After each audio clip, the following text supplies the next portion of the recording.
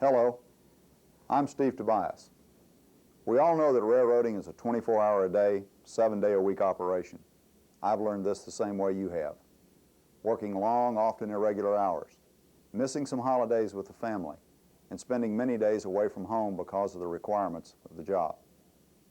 It's not easy to balance the demands of this work schedule with the needs of your family and your physical requirements for rest and nutrition.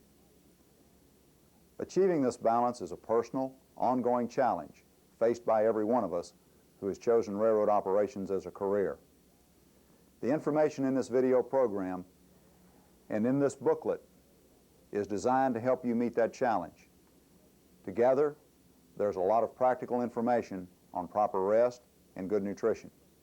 It's information that can help you improve your overall health and your ability to work safely.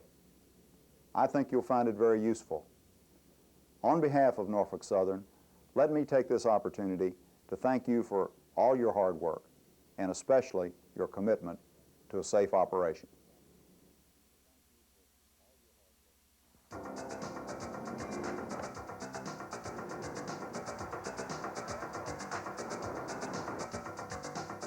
"24 hours a day, 7 days a week, 365 days a year. Year in and year out, many industries face around-the-clock, around-the-calendar business schedules. The professionals who work these schedules live unique lifestyles. Railroading is just one of the many industries which must meet around-the-clock deadlines. We provide quality transportation services which our customers depend on. Railroading is a vital component of the transportation industry and is a member of the 24-Hour Society. Railroading is a way of life.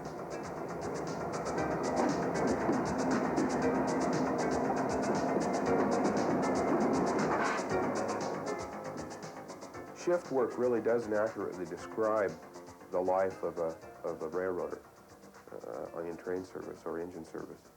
My kids, until they started school, didn't realize anybody else worked normal hours. They thought all fathers worked the way I did, you know. It was like trying to incorporate his lifestyle, which you couldn't plan on anything, into mine, which was more structured.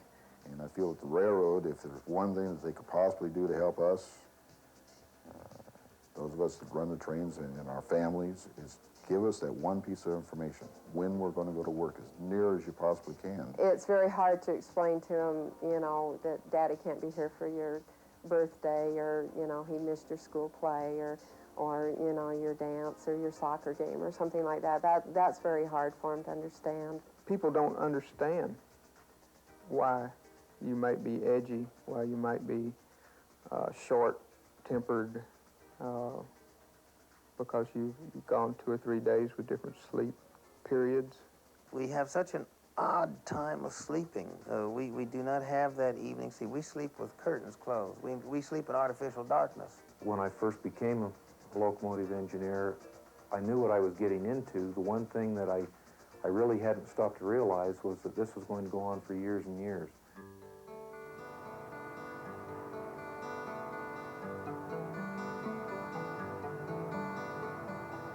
Railroading is a lifestyle. Railroaders work non-traditional schedules, have their own family interactions, hobbies, sleep habits, eating habits, and health and safety issues. In all shift work-related industries, conflicts arise from workers continually attempting to live an 8-to-5 daytime lifestyle, rather than living a lifestyle compatible with their work schedule. People continue living this daytime lifestyle because little or no educational material had been designed specifically for an alternate type of lifestyle for shift workers. Few examples exist for raising a family and having an active social life when you work such a schedule. Relying on traditional daytime patterns can result in conflicts. This program is designed to help you make informed choices by offering information and strategies about sleep, body rhythms, eating habits, family and social interactions, resulting in increased job safety and a healthier you. By better understanding these informed choices, you'll be able to improve your quality of life. These things are relatively independent of your work schedule, but are necessary if you want to sleep better, have energy for your time off, and stay healthier longer. The majority of these things are under your control and are not directly the result of your schedule. Some of you already practice appropriate strategies, but almost everyone can improve if they know what to do and why they're doing it. Regardless of your age, many of your own strategies seem to work okay. However, at a younger age, there are tendencies to ignore basic body cues, which may cause long-term physical problems. In 11 years, I've never got really used to sleeping on the road. When you know you're going to go to work, for some reason or another, it makes it difficult to get to sleep. When you know that phone's going to ring, you don't sleep soundly. To formulate effective long-term lifestyle strategies, you need a better understanding of body rhythms and body clocks. These biological processes have their ups and downs. In the body, there are approximately 10,000 simultaneous biological rhythms. Most of these rhythms, or cycles, are short, such as heartbeat, breathing, blood pressure fluctuations, and digestion. However, some rhythms are quite long, such as the reproductive cycle. We're concerned with those rhythms operating on a 24-hour cycle. These are called circadian rhythms. There are between 70 and 100 of these daily rhythms, which govern the timing of all important body processes. These daily rhythms tell us when to be active, when to rest, and when to eat. Even processes we are unaware of, like body temperature, kidney functions, hormone secretions, blood pressure, and digestion. Each body function has its own daily cycle, but all of the body processes must coordinate with one another for the body to function at peak mental and physical levels. Given a regular daytime schedule, our body clocks synchronize with one another and with external events such as day, night, meal times, activities, and rest periods. The daily body temperature cycle is the best measure of the circadian rhythms. This cycle corresponds to what's happening to us physically and metabolically. Memory, physical strength, reaction time, digestion, mood, and alertness are all determined on a day-to-day basis by this cycle. At the low point, usually 3 to 6 a.m., impairment of mental and physical functions is greatest, even for those who have had their full quota of sleep. For those who are sleep-deprived, the effects are greatly magnified and can readily lead to misperceptions, mistakes, and accidents. For someone who works days and sleeps nights, the body clock starts raising body temperature just before wake-up time and signals the body to wake up. Body temperature rises throughout the day, and with it, we reach a point of peak efficiency. At that point, we are most alert. Digestion is working well. Physical strength is at a high point. Reaction times are fastest. We're able to function best mentally, and our judgment is good. Later, an hour or two before bedtime, temperature begins to drop, and the body begins to slow down. As we sleep, other body processes continue to slow down. For example, digestion slows down and stops during the night. Blood flow to the large skeletal muscles decreases since we're not physically active. The body shuts down a number of day-related processes and activates sleep-related processes. When I get up here after having a night run, it's like I've been up so long that my body says, well, it's daylight, it's time to do something, but there's nothing to do but go to sleep. In the wintertime especially, if you can get home before it gets dark and get to bed, you can trick your body into thinking you're sleeping nights. Because the way we work, morning and night doesn't mean anything. There's no such thing as when you're supposed to go to sleep. What happens when someone who normally sleeps at night has to stay up all night? Well, the body will still go into its nighttime phase. As the body temperature drops to its 3 to 6 a.m. low point, physical strength, the ability to think clearly, reaction times, judgment, concentration, and memory can be impaired. Consequently, there are more safety risks involved, and more mistakes are made during this time frame. The ability to sleep during the day, I think, is a learned thing.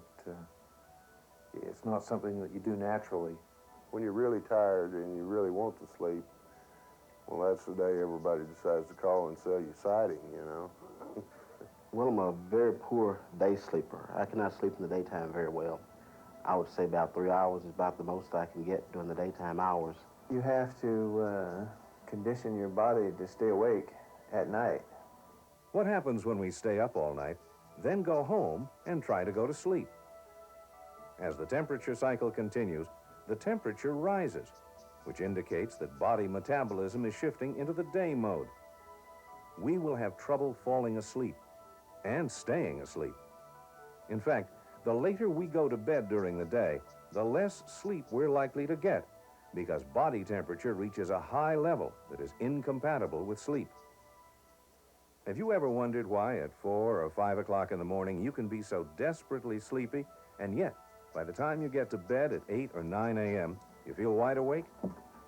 Doesn't this run opposite to what we believe about sleep, which is the longer you stay awake, the sleepier you become?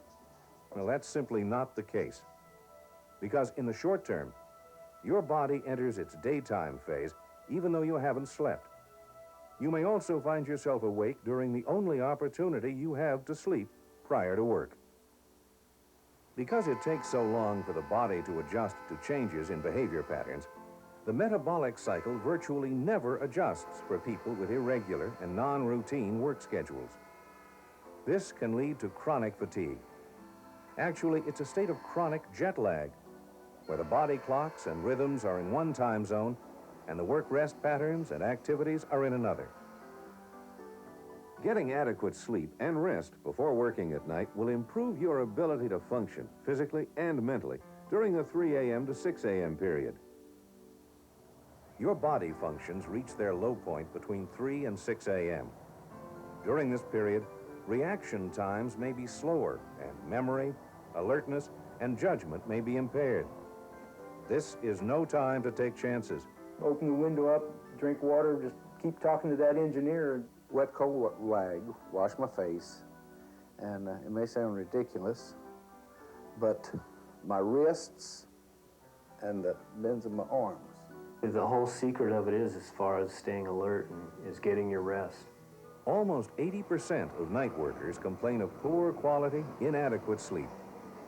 Obtaining adequate amounts of good quality daytime sleep requires special preparation and effort. When we built the bedroom, we made it to where it'll be dark.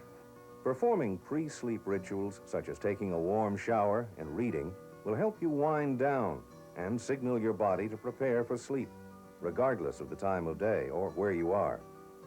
You just need a certain amount of time to sit and unwind. A lot of times reading will put me to sleep after a while. I can't just come in, even off an easy run, and even in the middle of the night, when I'm tired as heck, and just go straight home and go straight to bed. In the daytime, the earlier you get to bed, the better. As your body temperature increases during the day, it reaches a point incompatible with sleep. The biggest complaint of day sleepers is awakening too soon and being unable to return to sleep. The daytime sleep environment should be as much like night as possible. At one time, I carried these plastic trash bags with me, and I'd wet them and stick them up against the window. I have these 2 black sheets that I put over the windows. Darkening the room helped. Having the room soundproofed helped. When we bought the house that we're in now, it needed curtains and stuff anyway. So, along with my wife got curtains, I bought room darkening shades. I go down to the basement at home if I'm going to take a nap. You know, we put the TV in one end of the house. My bedroom's in the other end of the house. Your sleep room should be dark and quiet. Use shades or aluminum foil, or arrange where possible a room specifically for daytime sleep, maybe in a corner of the basement. Like up here, I'll turn the blower on, either the blower or the heater or the air conditioner, and it'll drown out this noise that we got around here. White noise helps quite a bit. If I turn my TV on very low and try to sleep, I usually sleep a little better and at a longer time than if I just make everything completely quiet. Mask daytime sounds by operating a fan or air conditioner. Generally, it's best to sleep in one long sleep period. There are times, however, after working nights, where it may be better to grab 3 or 4 hours of good quality sleep and then wake yourself up. This is only a good idea if you know that you will not be called that night. You should be able to return to bed at normal time and sleep through the night. Irregular napping is a poor sleep strategy and should be reserved for times when you have no choice. I think the hardest thing for me and anybody else to do is to lay down and say, I have to go to sleep. I have to get rested. Obtaining adequate amounts of good quality sleep is probably the most important thing you can do for yourself. Sleep is not a uniform state. Sleep consists of several stages which have different functions for your body, mood, and mental capacity. Sleep stages are defined by brain waves or EEG rhythms. As we fall asleep, our brain waves and other body functions such as heartbeat, breathing, and digestive processes slow down. At sleep stage 1, we become unconscious and are no longer aware of the activities around us. Being unconscious, however, is not the equivalent of good quality sleep. 8 hours sleeping in stage 1 would make you feel as if you hadn't slept at all. From a physical standpoint, the most important stage of sleep is deep or delta sleep. It's during this stage that a growth hormone is secreted, which is necessary for your muscles and skeletal system. With inadequate amounts of deep sleep, we gradually become more fatigued, react more slowly, become physically weaker, and ultimately develop body aches and pains.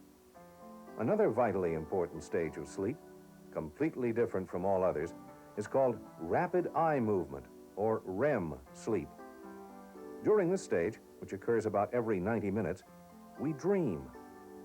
REM sleep is extremely important for proper mood and mental functioning. With inadequate REM sleep, we wake feeling unrefreshed, irritable, and depressed. We have more difficulty learning, remembering, and concentrating. Getting from one sleep stage to another is a gradual slowing down and transition process. If you're disturbed while sleeping, you essentially start over again.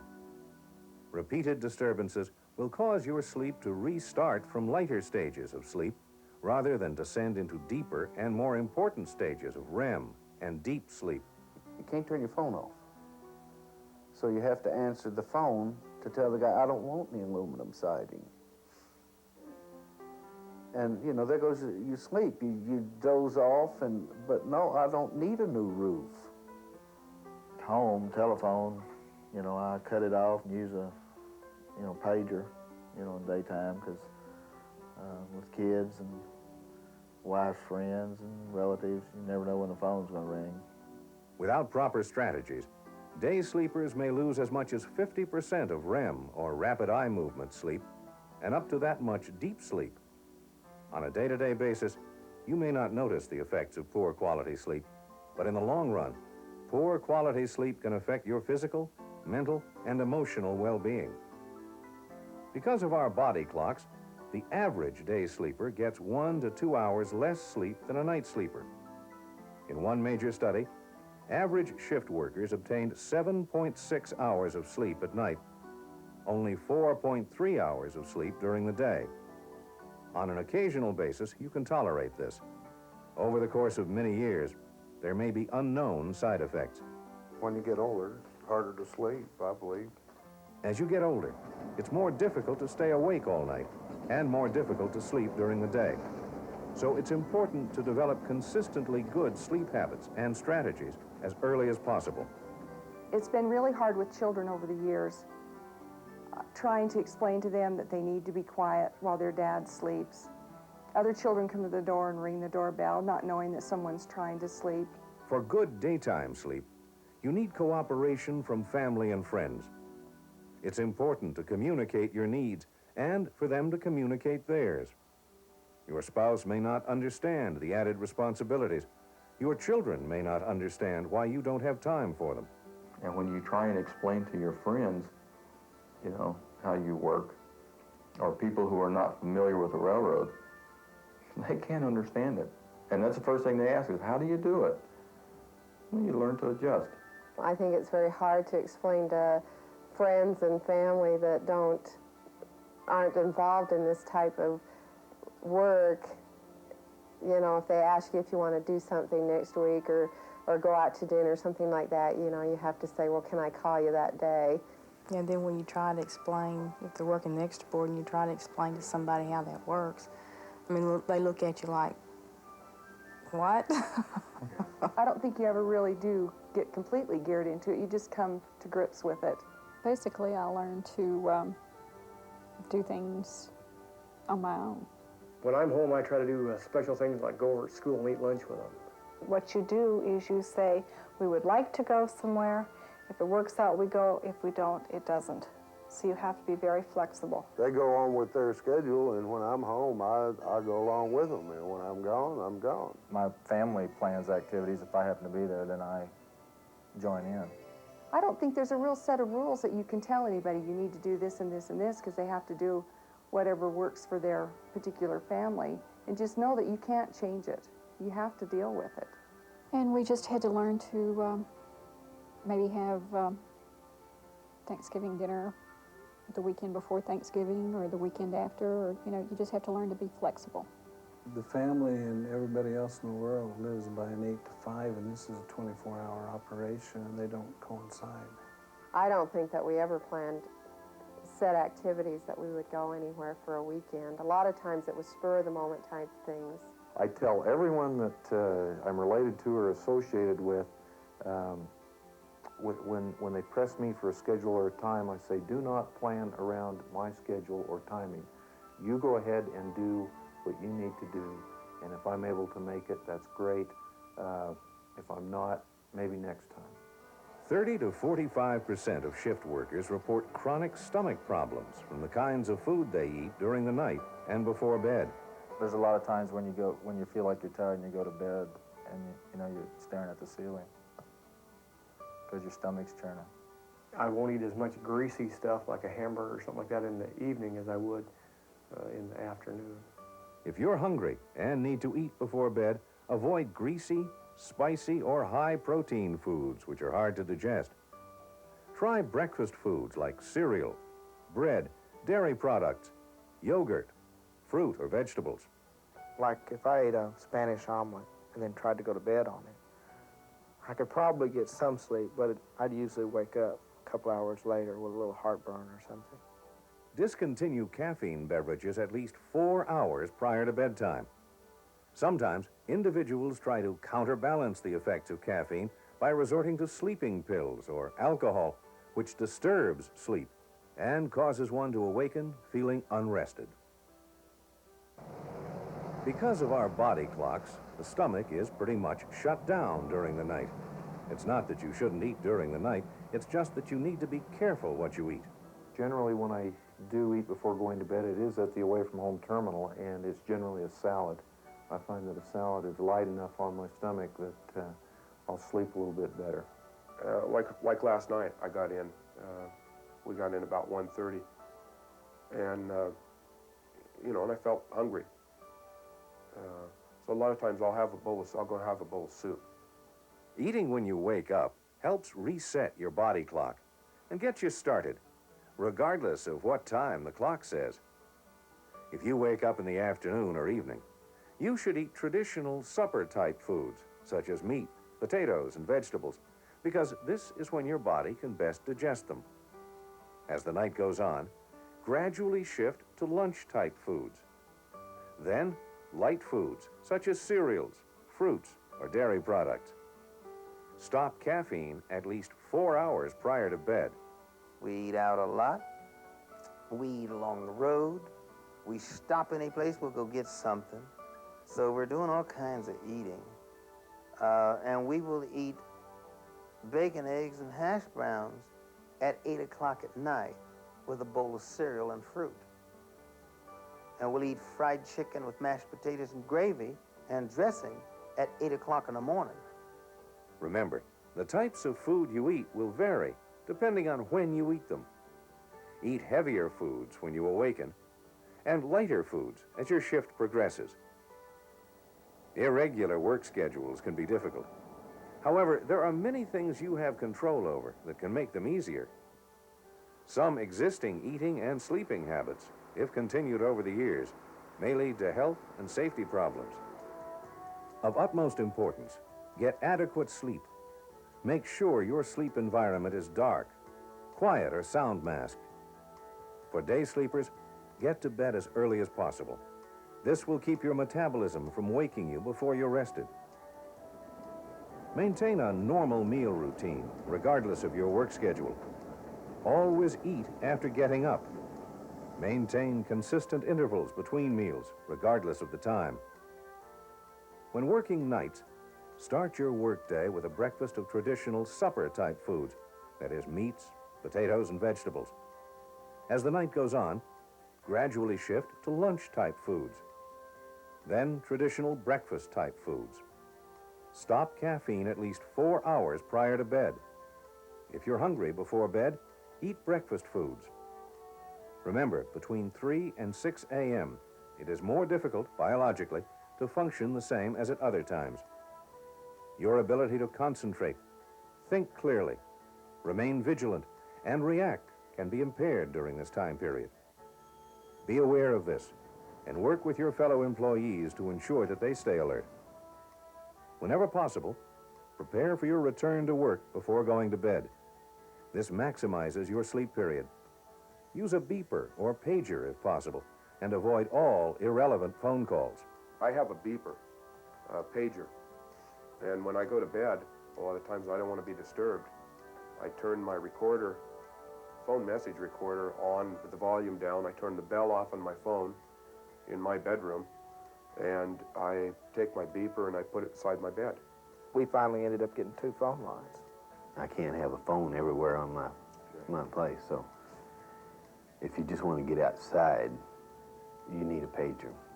I think that's something that I used to think they were useless, but I've grown to appreciate mine. Remember, there are family and friends who don't work your schedule. Be sensitive to their problems while making them more aware of your needs. Replace quantity time with quality time. This requires planning, communication, and cooperation. Whenever possible, keep your family informed of your schedule. Plan activities for when you're fairly certain you'll be free. Plan your sleep time around activities without sacrificing sleep. Many shift workers blame all their problems on their schedule. With increased effort to communicate, plan, and negotiate, almost all of these problems will be minimized. You have control over what you eat, when you eat, how you sleep, and how you deal with your family and friends. All these have a significant impact on your mood, your health, and your safety. This isn't a job, this is a lifestyle, this is a way of life. Maybe just if more people understood the difficulties involved with that, that'd be a good starting point. You have to learn to take advantage of the times you do have. Most people just can't give up their weekends and give up their... It takes a certain type of person to even work this lifestyle. Just to be positive about it, because if you didn't, it would just be constant stress. It's just a different life. I wouldn't do anything else. Railroading around the clock, around the calendar, must continue to be the safest and most efficient form of transportation. To compete in the transportation marketplace, trains must operate both day and night. We must continue to make improvements in the way we manage our assets, both the plant and, most importantly, our people. Your support is encouraged for the safety of our work environment and the growth of this company. Remember, railroaders are not alone in this 24-hour society. Having the flexibility and wisdom to maintain our position as leaders will assure a safe work environment for all our employees.